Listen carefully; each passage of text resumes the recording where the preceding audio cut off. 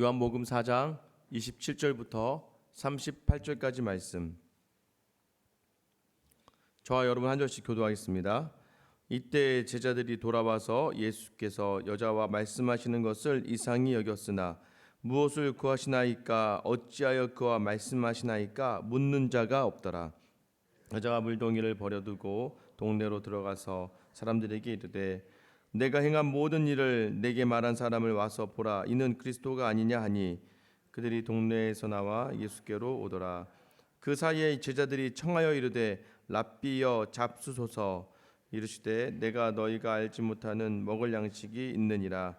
제자들이 서로 말하되 누가 잡수실 것을 갖다 드렸는가 하니 예수께서 이르시되 나 양식은 나를 보내신 이의 뜻을 행하며 그의 일을 온전히 이루는 이것이니라. 너희는 넉 달이 지나야 출소할 때가 이르겠다 하지 아니하느냐. 그러나 나는 너희에게 이르노니 너희 눈을 들어 밭을 보라. 희어져 출소하게 되었도다. 거두는 자가 이미 삭도 받고 영생에 이르는 열매를 모으나니 이는 뿌리는 자와 거두는 자가 함께 즐거워하게 하려 함이라. 그런즉 한 사람이 심고 다른 사람이 거둔다는 말이 옳도다. 내가 너희로 노력하지 아니한 것을 거두러 보내었노니 다른 사람들은 노력하였고 너희는 그들이 노력한 것에 참여하였느니라. 아멘. 할렐루야. 오늘 하나님이 여러분의 영욕을 풍성하게 채워주시는 은혜를 더하시기를 주님의 이름으로 축원합니다. 저희 집에 저는 아들 하나죠. 위에 누나가 있고 아래 여동생이 있습니다.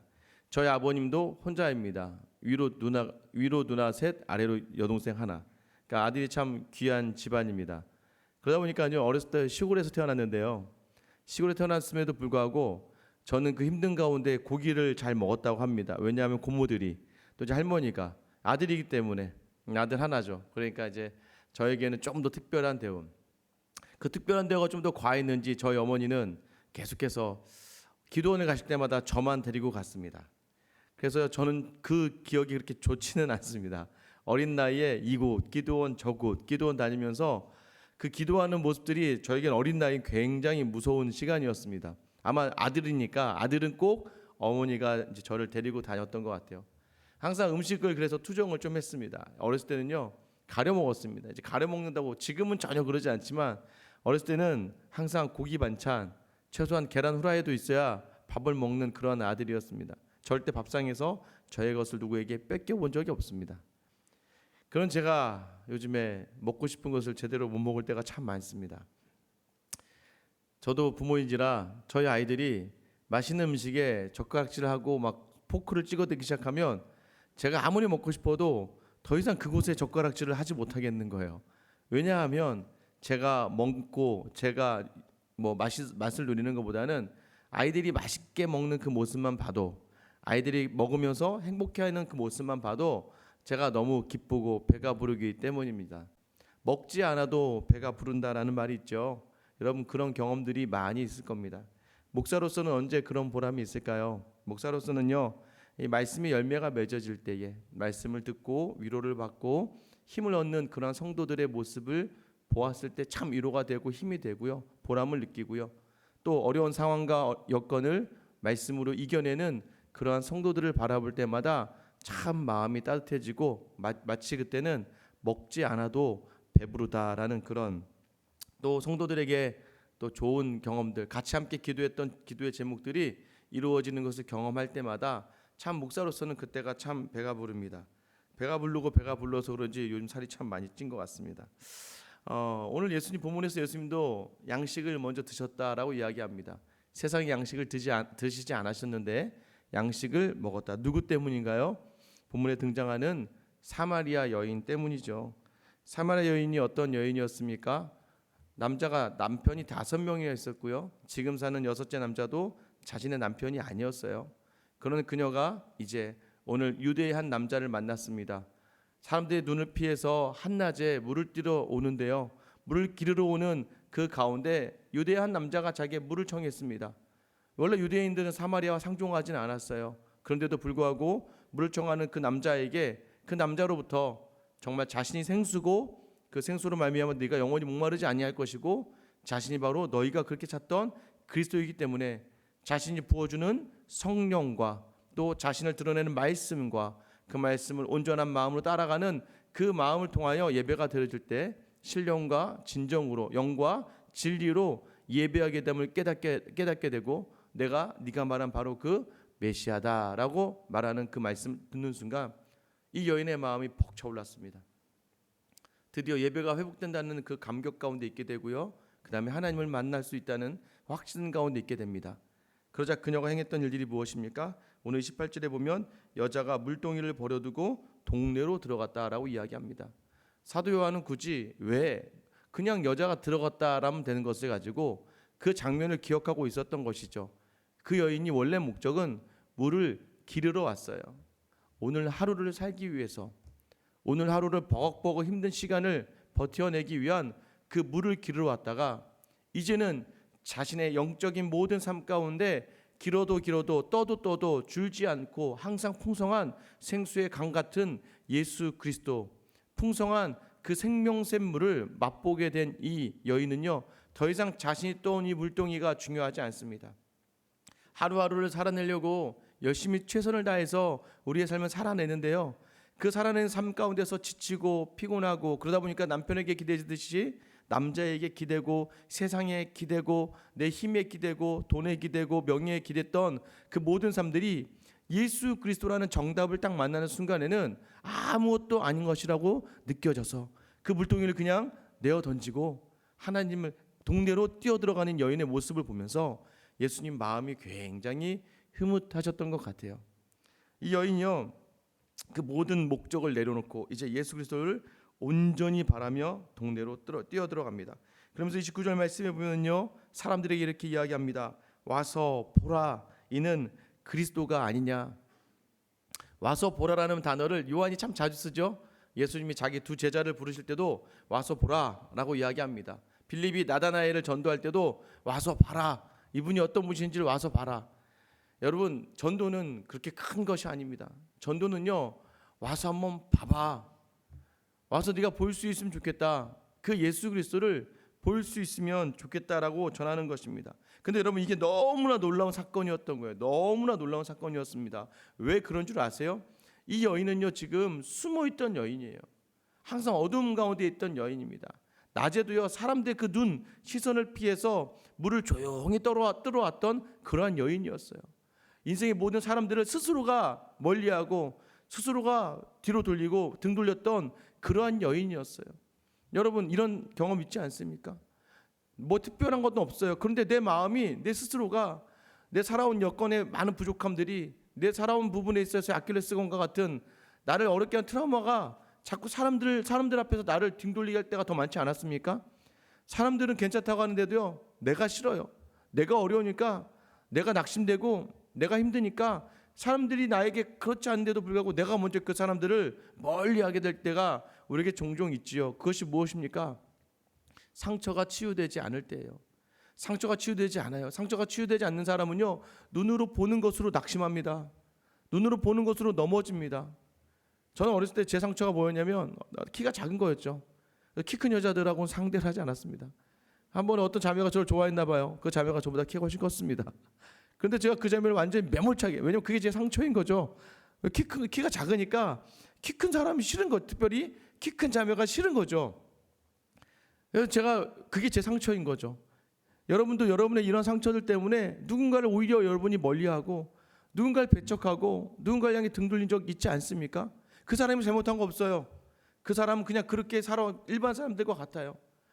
직장을 제대로 못 가지고 있는 사람은요, 직장을 잘 다니는 사람만 봐도 막 눈이 돌아가는 거예요. 그러니까 자꾸 자기가 주눅이 들고 주눅이 드는 거예요. 내 자녀가 힘든 어려운 가정은요, 내 자녀의 모습만 보고도요, 다른 집의 자녀들, 잘 되는 집의 자녀들이 가진 그 친구나 그 지인만 봐도 막 속이 뒤집어지는 거예요. 여러분, 그 상처가 우리에게 있어요. 그 상처를 매일매일 해결하기 위해서 나를 가리우고 나를 감추는 삶을 우리가 살아간다는 것이죠. 이 여인이 그랬단 말이에요. 이 여인이 그렇게 자기를 철저하게 감추었던 여인입니다. 그런 여인이요, 예수 그리스도를 딱 만나니까요, 정말 중요한 게 무엇인지 알게 되는 거예요. 여러분, 상처를 이야기하는 거, 여러분 그거 쉽지 않습니다. 왠지 아세요? 또 여러분은 누군가 이 얘기하면 분명히 뒤에서 수근수근 거릴 거야. 나에 대해서 욕할 거야. 나에 대해서 아무렇지 않게 얘기할 거야. 나의 인생의 이야기를 아마 쉽게 그냥 이야기해버리고 말 거야라고 하는 그런 두려움 가운데 있기 때문입니다만은, 그러나 예수 안에서 이 세상을 바라보세요. 목회를 하면서 참 아둔한 게 무엇인 줄 아십니까? 다 똑같은 인생인데 나만 그런 거라 착각하는 그 상처가 또 그 사람을 어렵게 한다는 거예요. 여러분, 인생이요 다 똑같습니다. 제가 보니까요 안 힘든 사람이 없습니다. 제가 목회를 하면서 수많은 사람들을 만나뵀지만, 수많은 성도들을 만나뵀습니다. 부자도 만나보고요, 막 정치인도 만나보고요, 그다음에 정말 뭐 밑바닥에 생활하는 뭐 노숙자 같은 삶을 살아간 분도 만났지만요, 모두에게 공통점이 있는데 그 공통점이 무엇입니까? 하나님이 우리에게 친구로 주신 고난이라는 걸 경험한다는 거예요. 그 고난이 함께하는 인생이 누구에게나 있다는 거예요. 어떤 사람이 자식이 괜찮아요? 안 그래요? 그러면 자식 건강이 안 좋던가 돈의 문제가 안 좋아요. 어떤 사람이 돈이 많아요? 그럼 관계가 안 좋고요, 심지어 자기가 가지고 있는 돈으로 말미암아 더 어려움을 겪는 경우도 많더라고요.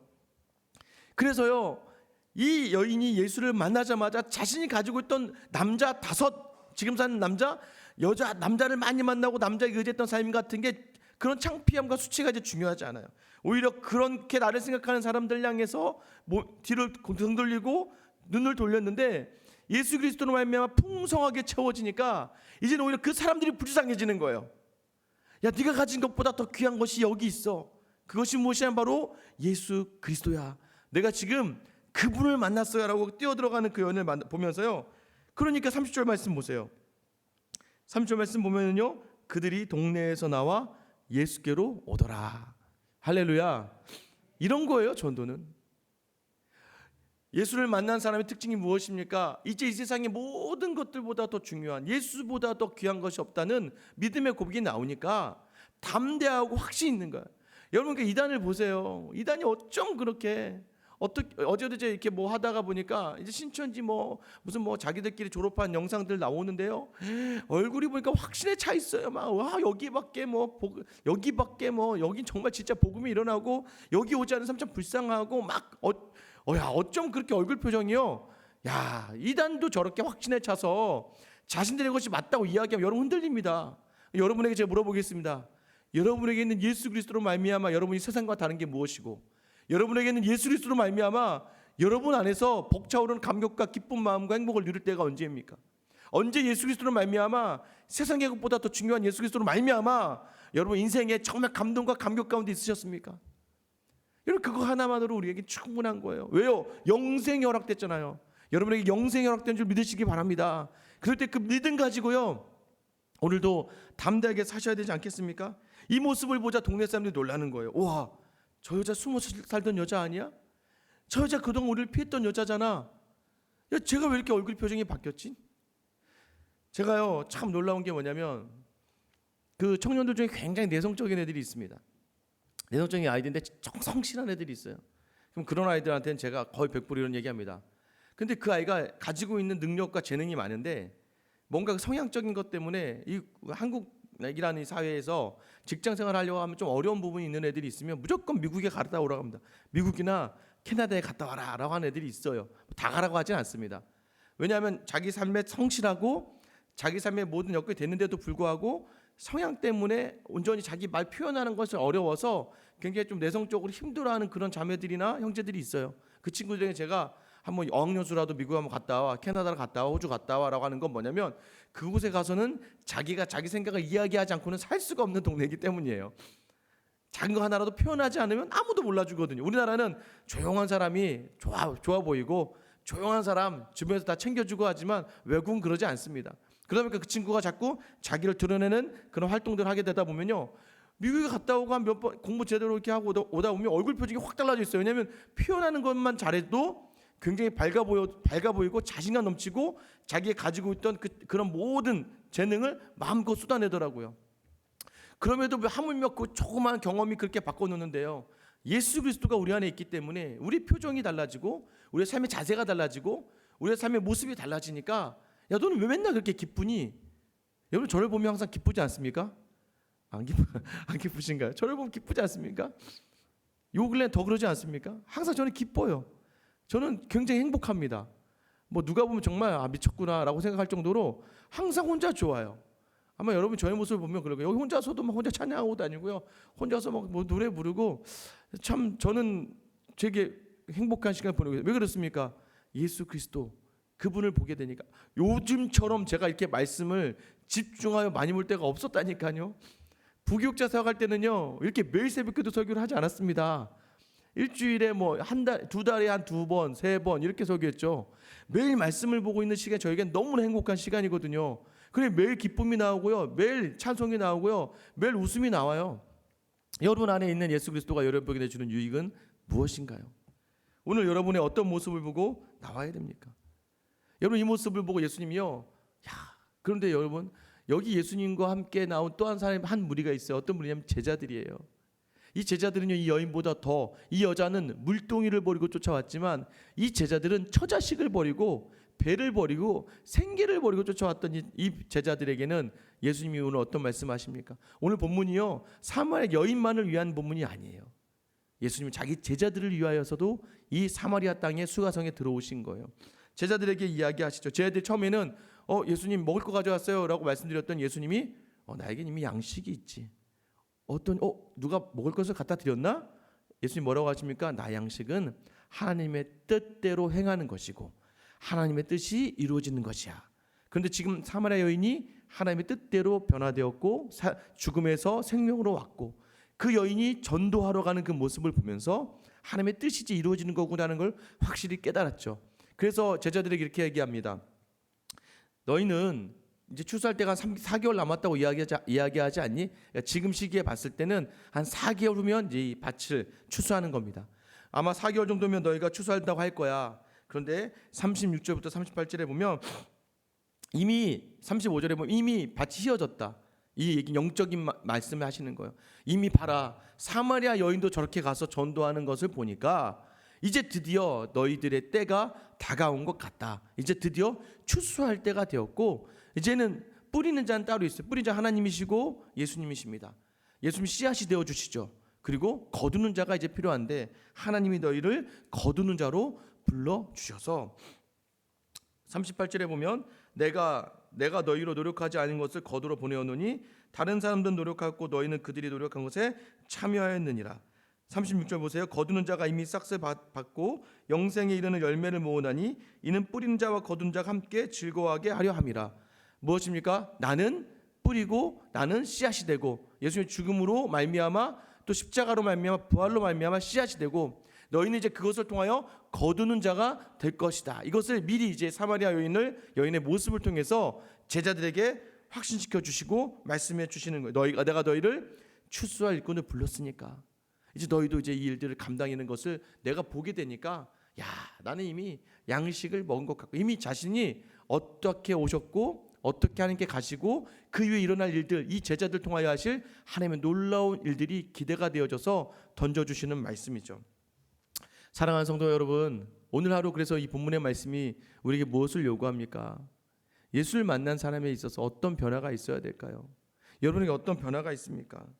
여러분, 우리는 예배를 봐야 된다고 하잖아요. 예배를 드리는 자가 되는 것이죠.